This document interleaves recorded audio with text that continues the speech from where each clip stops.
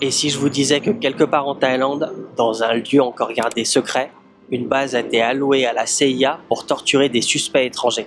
Et ça, à l'insu du monde entier. C'est ce qu'on appelle le fameux Detention Site Queen. Ça s'est passé dans le début des années 2000. Mais avant d'entrer dans les détails de ce qui s'est vraiment passé en Thaïlande, revenons en arrière pour y rajouter un petit peu de contexte.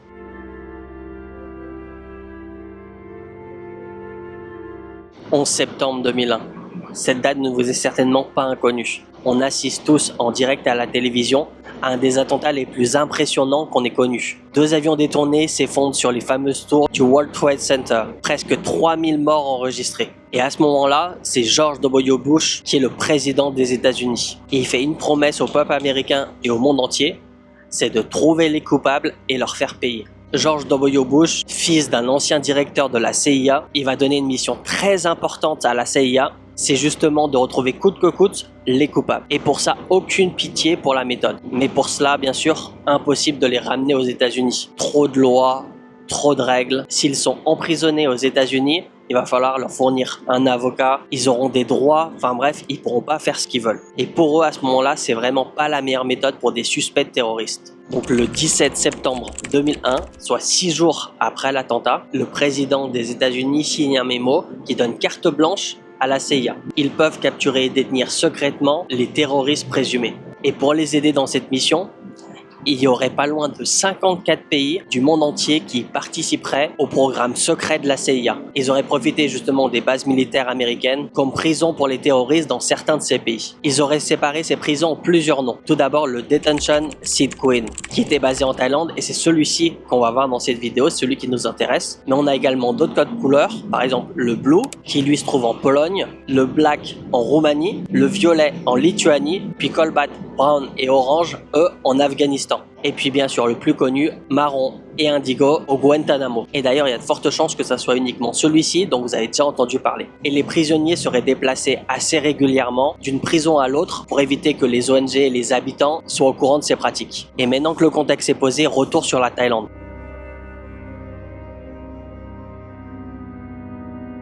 Alors en Thaïlande, il faut savoir qu'ils ont toujours eu de très bonnes relations avec les Américains. Ils ont eu plusieurs bases militaires américaines basées ici en Thaïlande et ils font partie justement de ces 54 pays qui ont connaissance des opérations secrètes de la CIA. Mais attention, sans forcément avoir eu tous les détails de ce qui se passe à l'intérieur de ces prisons américaines, et vous allez voir que c'est pas tout rose. Donc en Thaïlande, comme je vous disais, il y a le fameux Detention Site Queen, le centre de détention vert. C'est une des premières prisons américaines de la CIA à l'étranger. Et pendant très longtemps, personne ne savait exactement où est-ce qu'elle se trouvait. Certains pensaient qu'elle se trouvait au sud de Pattaya, à Utapao, vers l'aéroport, parce qu'il y a des bases américaines dans ce coin-là. Certains ont pensé que ça se trouvait du côté de Don Muang, parce qu'on est proche de l'aéroport. Comme je vous disais, les prisonniers étaient transportés d'un pays à l'autre, mais aux dernières nouvelles, et d'après un agent thaïlandais, qui lui a été interviewé par la BBC, cette prison se trouvait en Isan, et plus précisément à Udon Thani. Et dites-vous même qu'aujourd'hui, plus de 20 ans après, en 2026, le lieu exact n'a toujours pas été dévoilé. On sait juste que c'est un petit bâtiment sans fenêtre dans la province d'Udon Thani, uniquement accessible par les agents de la CIA et par le gouvernement américain, mais c'est tout ce qu'on sait. On ne sait pas exactement à quoi ça ressemble ni où ça se trouve. Donc un lieu impossible à visiter. Et c'est aux alentours de 2002 que tout commence dans cette prison. Le 28 mars 2002 exactement, Abu Zubaydah a été arrêté au Pakistan. Et à peine quelques jours plus tard, il a été transféré ici en Thaïlande au centre de détention vert, dans la province d'Udon Thani. Il fait partie des suspects. À ce moment-là, la CIA pensait qu'il était un haut responsable d'Al-Qaïda, ceux qui auraient commandité les attentats du 11 septembre. Donc transféré directement du Pakistan à la Thaïlande, sans passer par les États-Unis, outre que c'est totalement illégal, c'est là que son enfer va commencer.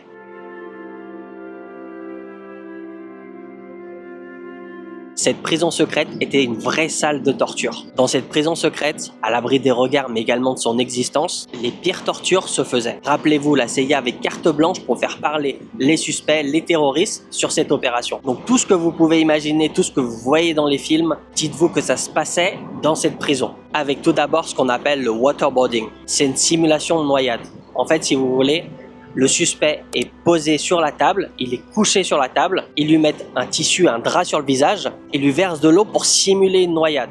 et ça pendant des heures et des heures en lui posant plein de questions et qu'il avoue enfin des choses. La deuxième méthode, c'est enfermement dans un petit espace. Donc dans une petite boîte, il est enfermé bien entendu, menotté également, que ça soit les mains mais aussi les pieds, et ça pendant plusieurs jours voire plusieurs semaines. Tout ça dans le noir bien entendu. La troisième technique, c'est sleep deprivation. Il était privé de sommeil. Pendant presque tout son séjour, des policiers se relayaient afin de le réveiller pour qu'il soit en manque de sommeil, et ça pouvait attendre plusieurs jours voire une semaine. Troisième technique, forced nudity. On le forçait à se mettre tout nu, attaché à une chaise pendant les interrogatoires. Il pouvait également être violenté, voire même V. Et la dernière technique, c'est stress position. Il était attaché et mis dans plein de positions différentes. Il pouvait être couché au sol avec les mains menottées dans le dos. Il pouvait être debout avec les mains menottées en l'air. Enfin bref, vous voyez le délire, que des positions très inconfortables, et ça pendant de longues heures, voire plusieurs jours. Alors dans le centre de détention, ils n'étaient pas des milliers. Pour rappel, c'est un petit bâtiment sans fenêtre. D'après les informations qui ont fuité, il y aurait environ 3 à 5 prisonniers qui sont passés par ce centre de détention.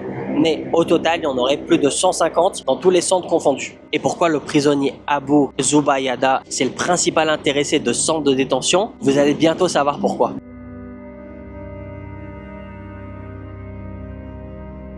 Donc le concernant, d'après les documents de la CIA qui ont été déclassifiés, pour rappel, juste Abu, il a été victime jusqu'à 83 fois de simulation de noyade. Il a également passé 264 heures enfermé dans une petite boîte, soit 6 jours et 20 heures. Et dans cette petite boîte, elle fait la taille de 90 cm. Donc il est obligé d'être assis. Elle est extrêmement étroite. Et comme il a la phobie des cafards, les agents s'amusaient à jeter des cafards à l'intérieur de la boîte pour le torturer. Et malgré toutes ces tortures et pendant une aussi longue période, la CIA n'a jamais pu récupérer un aveu de cette personne. Aucune information concernant le terrorisme. Et suite à ça, il a été envoyé directement à Guantanamo.